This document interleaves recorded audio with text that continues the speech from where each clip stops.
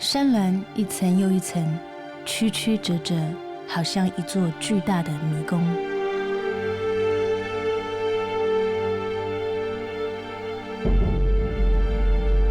这里是台湾的北部，新竹的后山。那中央最悠远的深处，有一片茂密的原始森林，生长着古老的树种。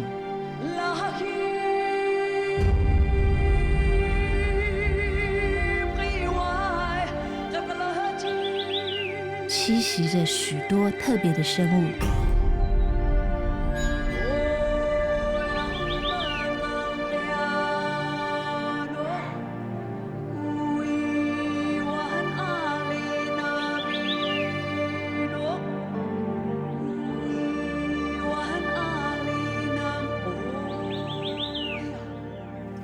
因为一群原住民的到来，森林有了名字。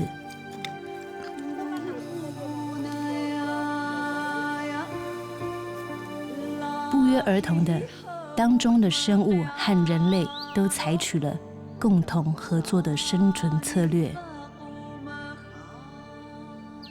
这个令人向往的共和国度叫做斯马努斯，司马库斯。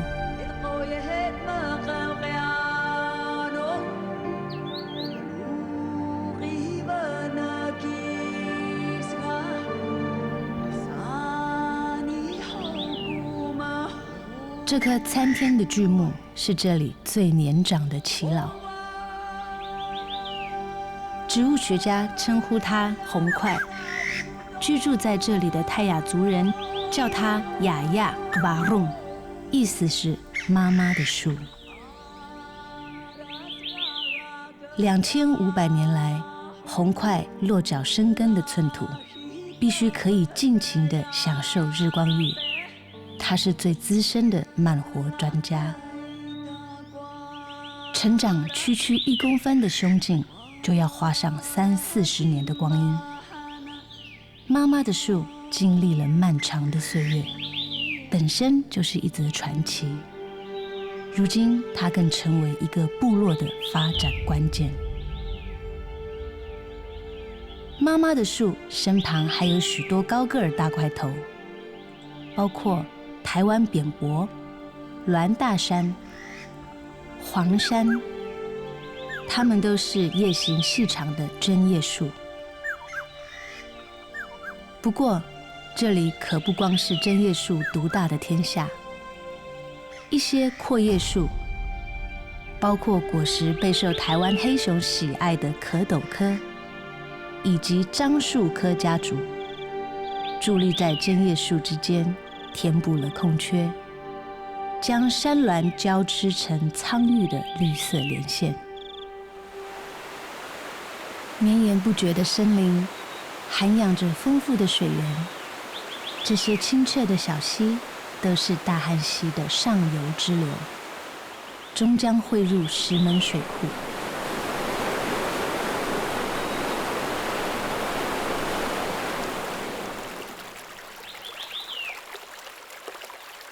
小溪石头上常常停栖着千色水东，机灵地守护它的领域。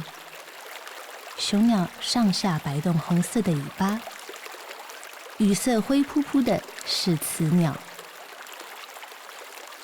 飞绕一圈代表一次出击。昆虫是千色水东的主要食物，它擅长在石头上等待猎物上门。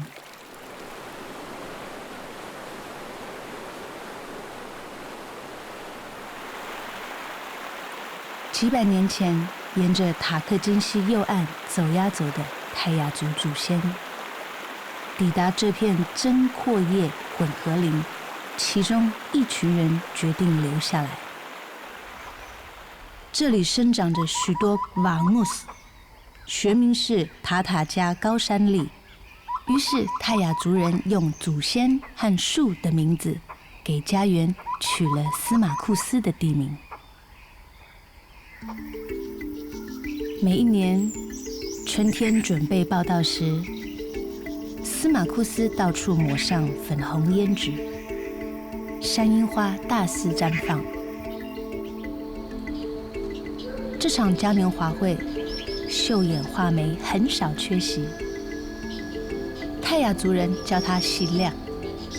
早年他们非常依赖喜亮的提示，信仰上帝之后，喜亮的神秘地位不在，只有部分族人仔细聆听他的声音。如果喜亮发出警告，他们会向上帝祈求平安再上路。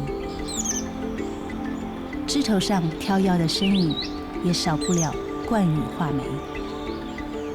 他梳着庞克头，造型辨识度很高，是赏鸟新手的入门种。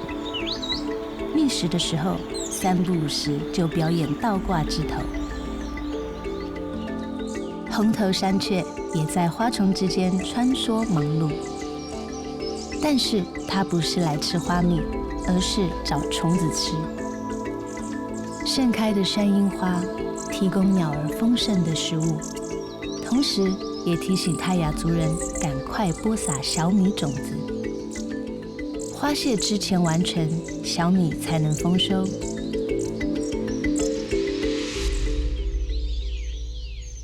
渐渐暖和的4月，樱花树上结实累累。帮忙授粉的冠羽画眉继续来享用这甜美的果实。红胸啄花加入了觅食阵容。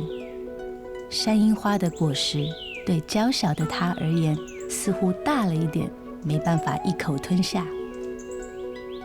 它的小嘴含住樱桃，用力地挤压吸取汁液。红胸啄花的消化似乎很快，经常边吃边上厕所。依照司马库斯泰雅族人的习惯，他们会说红胸啄花在看天空。樱花树干上出现一只天牛，穿着和树干同款花色。它是雾社雪斑天牛，刚从山樱花树干里头爬出关。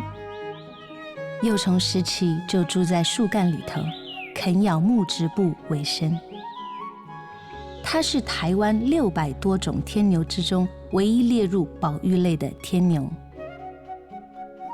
雾社血斑天牛成虫只有1个月的寿命，这段时间不吃东西，寻觅伴侣，传宗接代才是唯一的任务。5月，轮到野桐花枝招展，有一种鲜艳的小昆虫钟情于它。黄盾背春象在树叶上，以尾部相接的姿势，背对背完成终身大事。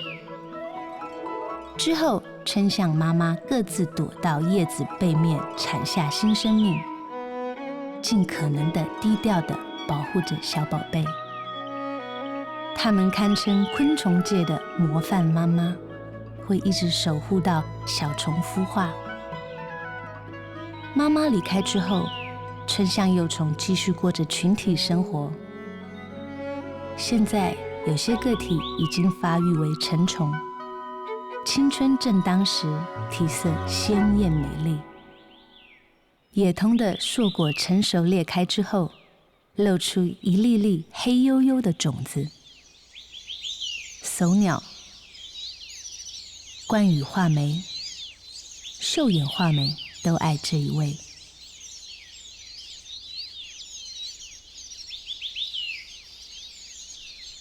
树丛间杀出一位跑者，动作快速，无法看清楚他的长相。树干仿佛就是他的跑道。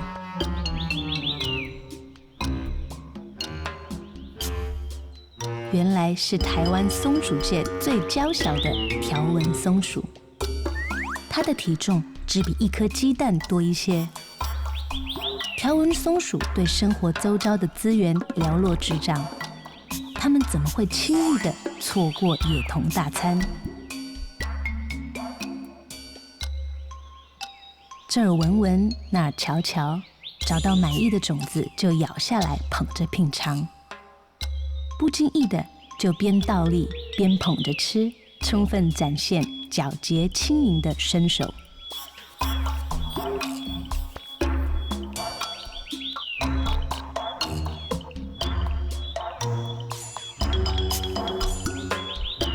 小家伙终于安静了。一只红圆翅锹形虫从旁边经过，它也不以为意。条纹松鼠的尾巴不像其他松鼠蓬松，如果匆匆目睹，难免误会它是一只可爱的小老鼠。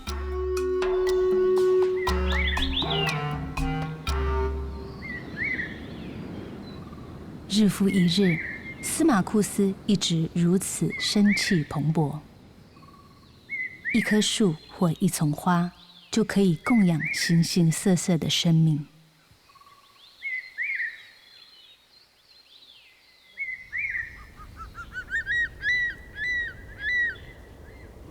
蔚蓝的天空中，大冠鹫一边盘旋，一边鸣叫。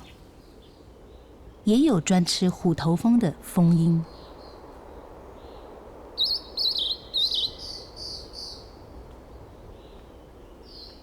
台湾最大型的猛禽，林雕则在树冠层巡逻觅食。猛禽位于食物链的顶层，它们的存在意味着司马库斯的山林原始而丰富。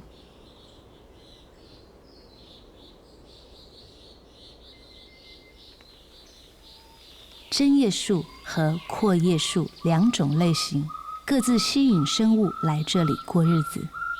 其中不乏珍贵稀有的物种。趁着阳光普照，短枝攀蜥赶紧出来晒太阳，提高体温。它身上的纵带不太明显，几乎一身青绿，是一只母攀蜥，而且大腹便便，即将临盆。短枝攀蜥是台湾特有种，也是中海拔最容易遇见的攀蜥。台湾体型最大的金龟子，台湾长臂金龟，向来拥有许多粉丝。传说日治时期的博物学家鹿野忠雄，就是被他电到才来到台湾。那长长的前脚，不管打架或抓住配偶，都很在行。这里还栖息着许多盔甲武士。锹形虫生命中最重要的时刻都在树上经历，树干是它们很密集的背景。锹形虫的成虫吸食树枝或腐烂的水果为生。这只雄虫在枯木上绕了一圈，一无所获。它张开翅鞘，决定扬长而去。刚刚那像狗叫的吼声来自山羌，是山里最容易听见的哺乳动物的声音。地上的牌遗显示它曾经在这里出没。山羌一边走一边找吃的，一天要吃好几餐。这只头上冒出绒角，绝对是男生。草丛里躲了一只山羌，正在休息，身上分布着一些白色的斑点，代表它还是个小朋友。突然，他察觉不太对劲，一溜烟起身，急忙跳跃离开，举起尾巴露出白毛，是他受到惊吓的招牌反应。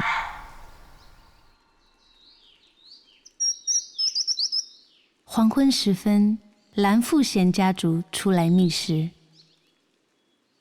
这种美丽的鸟类是台湾特有种鸟类中最早被记录的种类之一。雄鸟尾巴那两根白色的羽毛，过去是阿美族成年礼头冠上使用的装饰，象征太阳的光芒。它们通常在熟悉的路径活动，偏爱坡度较为平缓、地面植物稀疏的环境。上个世纪，它被列为濒临绝种的动物。经过常年的保育，现在族群逐渐恢复。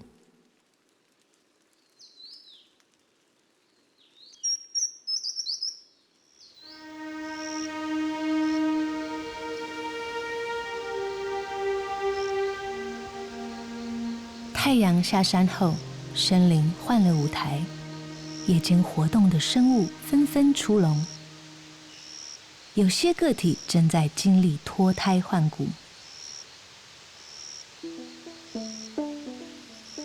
这只螳螂一褪下旧皮囊，赶紧翻身转正。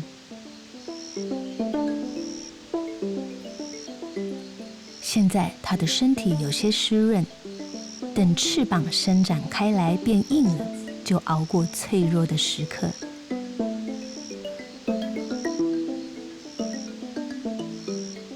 正巧来了猎物，让它试试身手。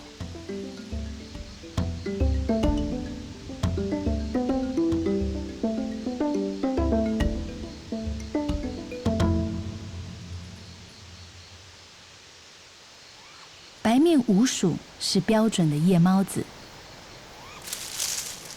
刚刚从枝条轻功滑行而过的是体型比较大的大翅鼯鼠。飞鼠喜欢吃嫩叶，找到食物之后，它们会乖乖地待着，安分地吃，不像条纹松鼠机灵，动个不停。为了举行祭典，这天夜晚，部落族人进入森林里打猎。狩猎是原住民的传统文化，却引来许多的质疑。现在，为了保护生态，司马库斯部落自行划设了禁猎区，并且严格防范不合法的打猎活动。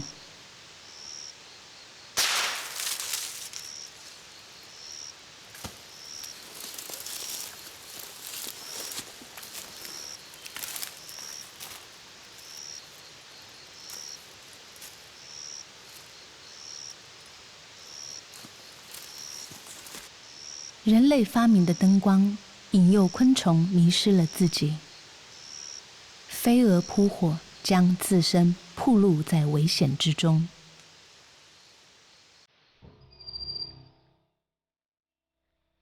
天亮后，这些造型千奇百怪的蛾类依然停栖在灯光附近。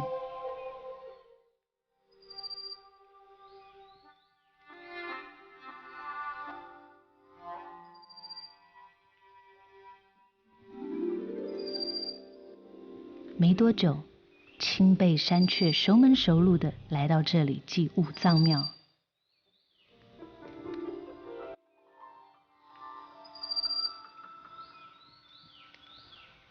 不论是多么奇怪的蛾类，最后都难逃五马分尸的厄运。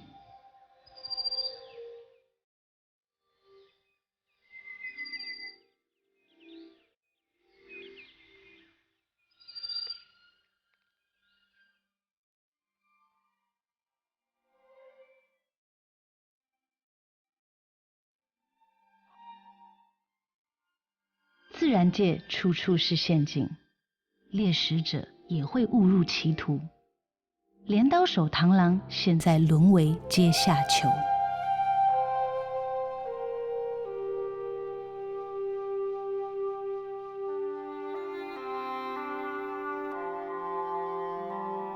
各种生命能量在司马库斯的森林循环流动，泰雅族人也在这里一代传承一代。部落坐落1500公尺的山路，被2000多公尺的山脉结结实实地包围着。气候冷凉多雾，又称雾林带，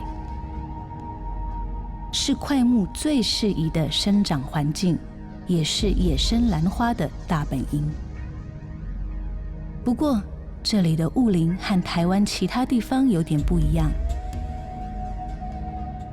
汇集了2种极端的组合。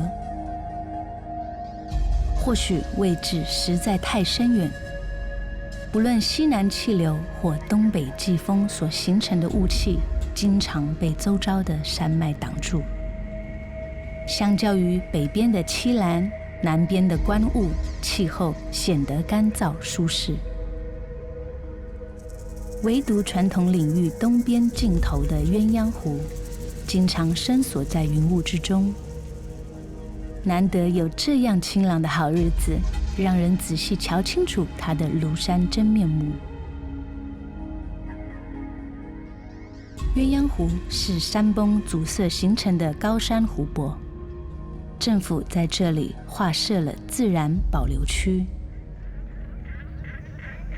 学术团队也携手进行长期生态的研究。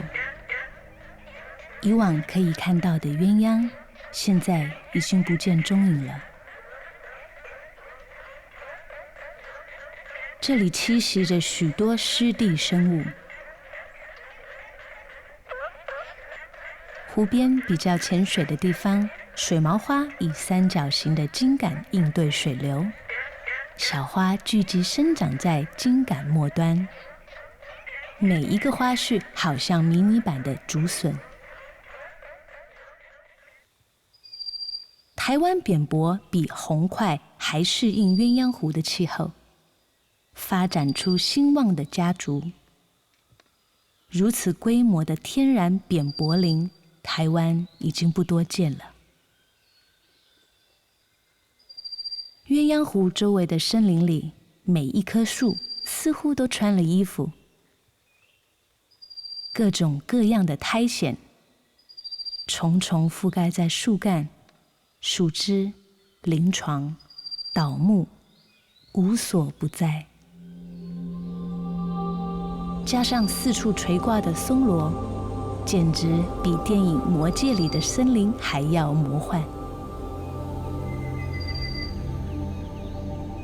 这里的云雾说来就来，所谓的好天气，通常只有短短几个小时。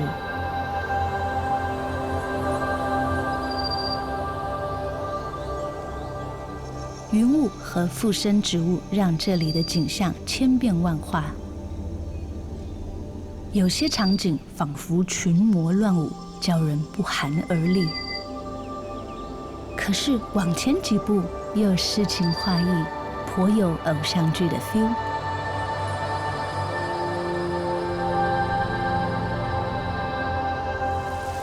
将近4000公里的年雨量，让鸳鸯湖成为司马库斯的求雨圣地。小米播种后，如果3、4月迟迟不下雨，长老就会派人来鸳鸯湖进行求雨仪式。回程路上，雨滴哗啦哗啦降落，湿润了大地。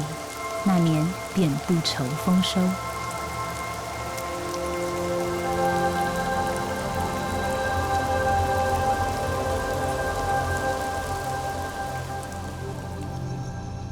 司马库斯的居民很了解这片山，需要什么材料就往山里去。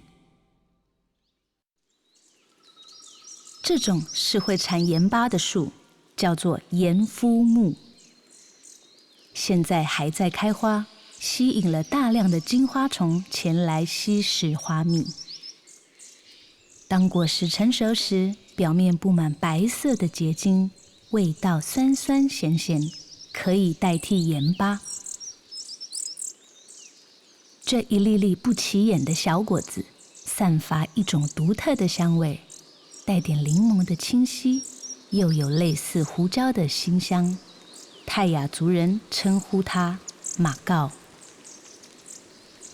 他们在各种菜肴里加入马告的果实，还推出马告咖啡。蜜蜂是自然界的授粉大师，总是为开花植物提供完美的服务。人类所吃的食物有1/3依赖蜜蜂授粉。蜜蜂所生产的蜂蜜是营养丰富的美食。借着提供巢箱，族人每年秋冬季节跟蜜蜂分一次甜头。部落青年祖牧正要前往他第一次在森林里放置的蜂巢箱。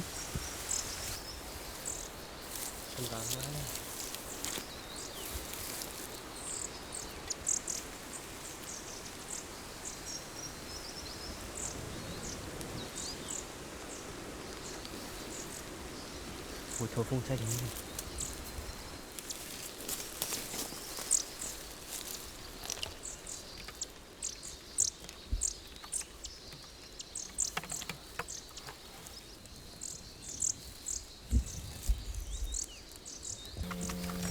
很不幸，被台湾最大的虎头蜂吃掉了。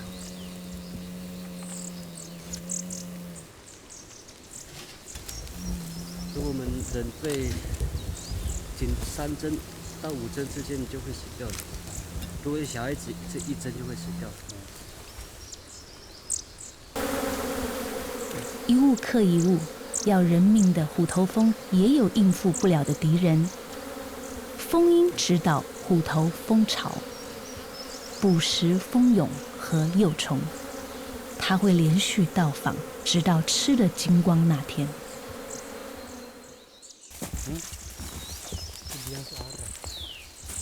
拉慧和他弟弟朗奥也准备验收成果。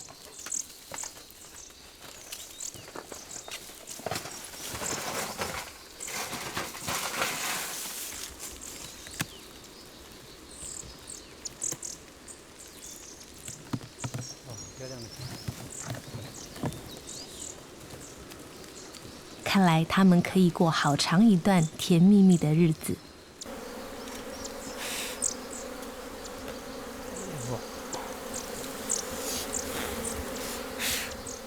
朗奥动作轻柔地驱离小蜜蜂。拉慧说：“取之于大自然，不能贪心，这是祖先流传的经验法则。”他们会留1、2片蜂巢片在巢箱里头，让蜜蜂有存粮果腹，不会因此而搬家。司马库斯的族人也在山里从事农耕，开垦行为不免改变森林的部分面貌。另一方面，却也为某些生物带来好处。春初播种的小米，现在已经结穗成熟了。一群河穴被小米吸引而来，它们先待在树枝左顾右盼，观察情势。逮到机会就赶快飞下去，大饱口福。河穴的嘴喙粗短厚实，很适合吃小米之类的谷物。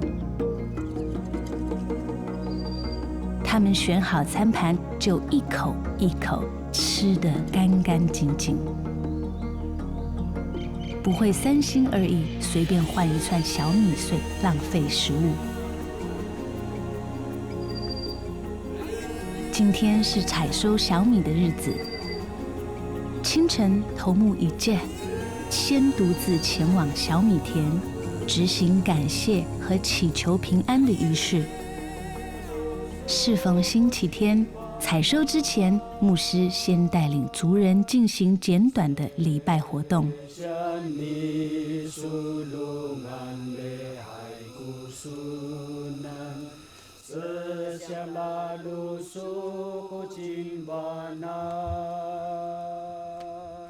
使我的脚快如母鹿的蹄，又使我稳行在高处。阿们。司马库斯部落栽种小米，远至300多年前。虽然曾经中断，现在族人尽力传承，已经收集保存了7种小米品种。老人家一直惦念着这块土地最肥沃。眼前这黄澄澄丰收的景象，证明了老人家的智慧。以前采收小米有很多禁忌，譬如不能说话，现在没有这么严格了。但是对于徒手采收、不用刀具的传统，司马库斯部落非常坚持。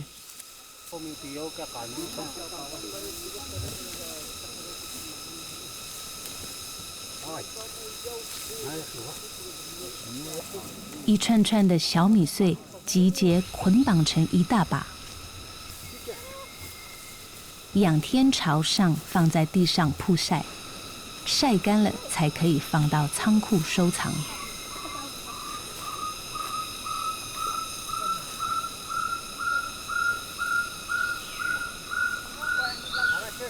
过去小米是泰雅族的主食，现在小米麻薯 Hegin d l a i s 变成原住民代表性的美食。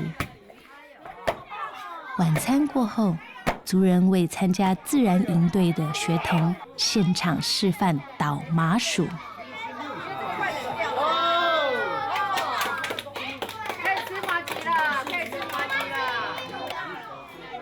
新鲜出炉，100%的小米麻薯，这是司马库斯最纯正的家乡味。品尝之后，这些都市的孩子或许才能感受小米对原住民部落的重要性。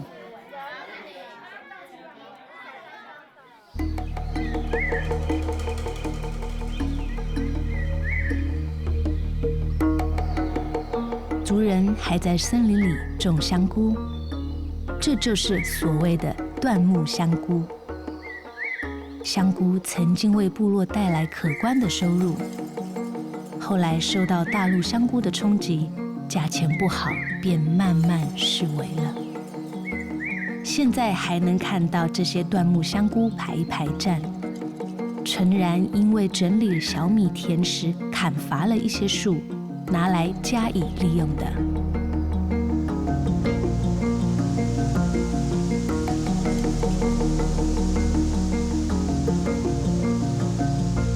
族人认为，即使是贫瘠的土地，都还有利用的价值。种一片桂竹林，不但可以采收桂竹笋，还可以编织竹器，搭盖屋舍。族人总是说，桂竹 rumah dayan 是祖先送给子孙最好的礼物。竹子因为生长快速，最近几年成为环保建材的新宠儿。然而，竹子的根系浅，林相单一，过度栽种不免令人担心破坏生态环境。是利是弊，终究取决于利用的规模与方式。除了人类会利用种植生产食物，鸟类其实也有异曲同工的行为。有一种鸟和植物共同演化出特殊的生存方式。山坡上好几棵树张灯结彩，那全都是台湾第2娇小的鸟类红胸啄花的杰作。不管是一球一球的，还是一丛形状不规则的，它们都是桑寄生科的植物，着生在其他大树的枝芽，生态地位是半寄生灌木。有人形容桑寄生是植物界的吸血鬼，因为它们的根部会深入附着的对象，窃取养分。其实桑寄生也有叶绿素，可以进行光合作用，但是请别人赞助，成果更辉煌。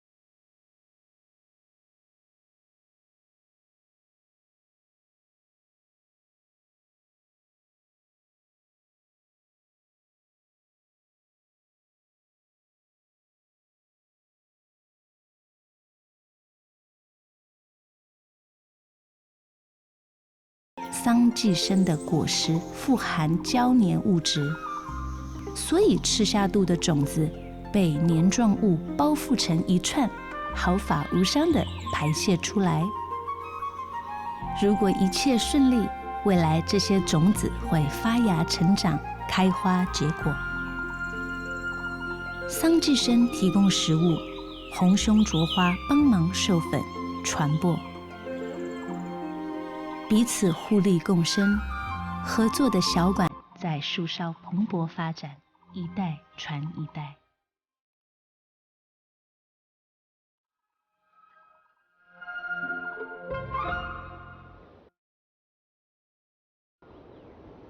森林欣欣向荣，云雾缭绕，有如世外桃源。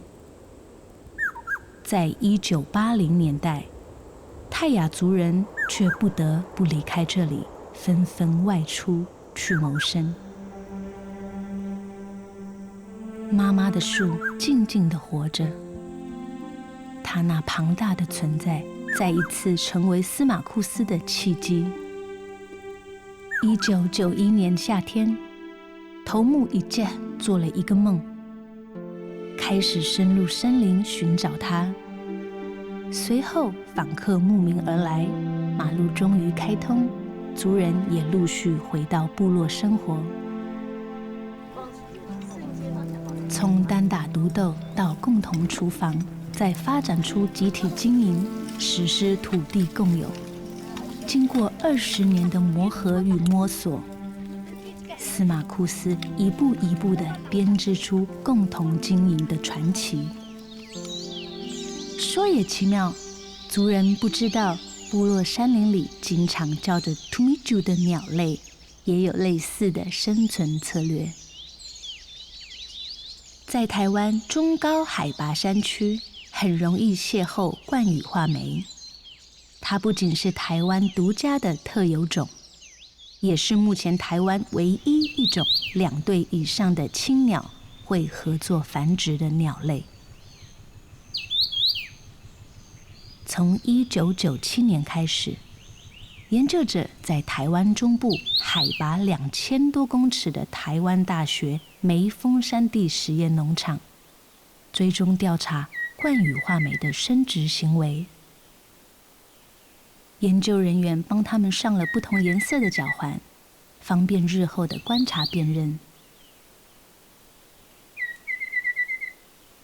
枝条后面藏了一个尚未完工的鸟巢，冠羽画眉衔着材料回来，一只一只轮流施工。透过脚上的脚环，可以分辨总共由6只青鸟一起合作打造这个鸟巢。它们形成一个小团体，一起出去找材料，也一起飞回来。还没轮到的，就先在附近的枝头上等待。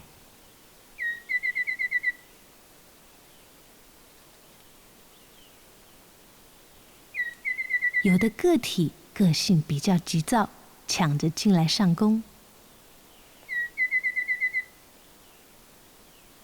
这一窝巢已经成功孵化出雏鸟，2对青鸟在同一个巢内生蛋，也一起照顾下一代。爸爸妈妈们和筑巢时期一样，一起行动，轮流喂食。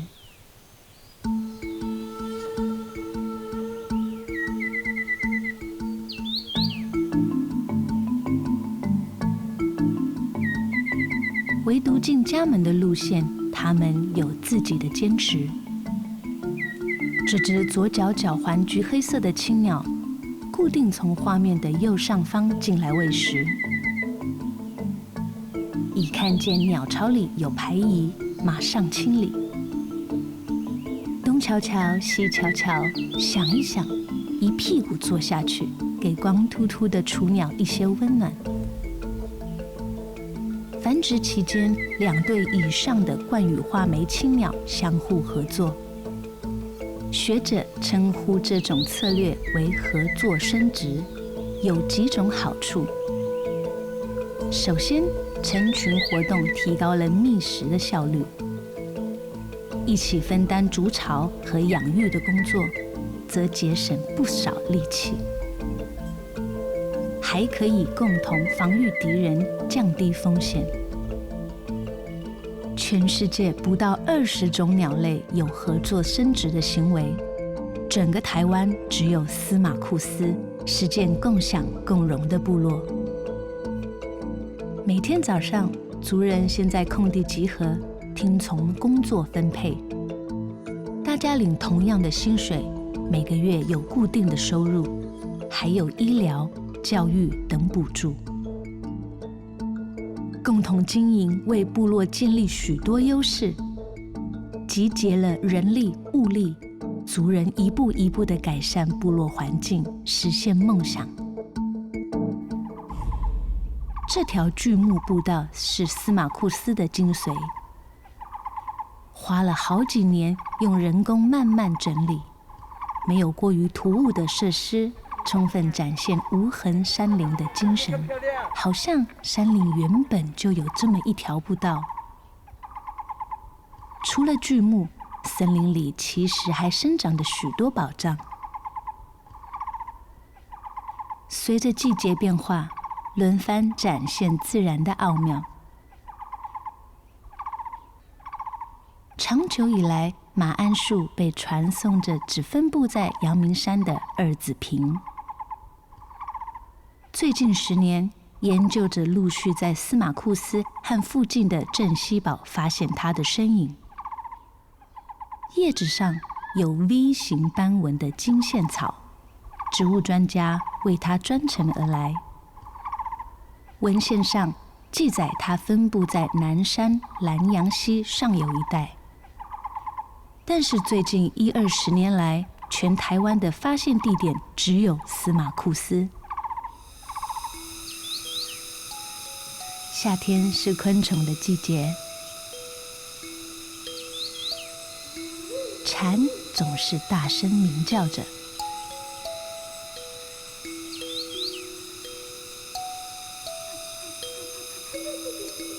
彩燕吉丁虫是台湾最大型的吉丁虫，它的体色走金光闪闪的视觉系。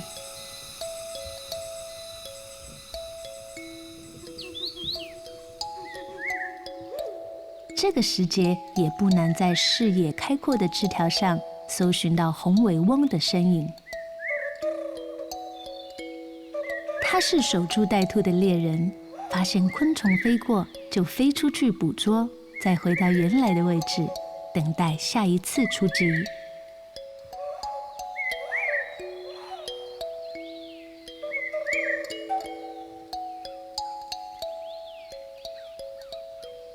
开阔的向阳处，某谷枭开出大红盘，蚱蜢忘情地啃着快要爆浆的果实。夏末初秋，穗花蛇菇火红出场。它不是菇类，是隐身在地下的草本植物，终年寄生在其他植物的根系。瘦高长相的是雄蛛。2片小门敞开之后，露出白色的花粉。雌株里头藏着密密麻麻的小花，小到逼近世界上最小的花朵。毛毛的部分是唯一抛头露面的株头，除非解剖，才能见识到小花的全貌。这才是货真价实的菇类。它们是能量转换的推手。如果没有菇类，有些树木会活久一点，但死去的大树也无法腐烂分解，长久占据着森林。寂寥的深冬，山桐子鲜红的果实是难得的佳肴。各种鸟类集聚枝头，有如巨星岁末尾牙。黄腹琉璃一向维持挺立的姿势，只有吃果实的时候才弯腰屈身。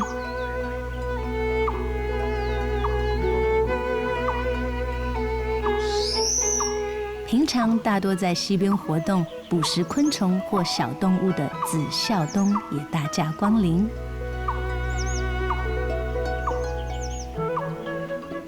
果实本来就是五色鸟主要的食物，声音嘹亮、响彻云霄的白耳画眉现在忙着吃。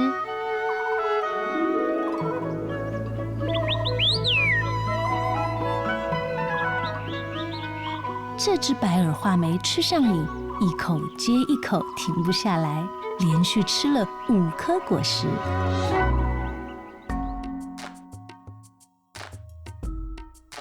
20年来，司马库斯慢慢地凝聚调整，编织出独有的光谱，俨然成为另类的台湾特有种。就像合作生殖是冠羽画眉的习性，合作共生也已经成为部落的精神核心。在这座缤纷的针阔叶混合林，生物与生物，人与人，人与自然，各种和谐共存的模式，提醒现代纷扰的社会，还有另一种价值与选择。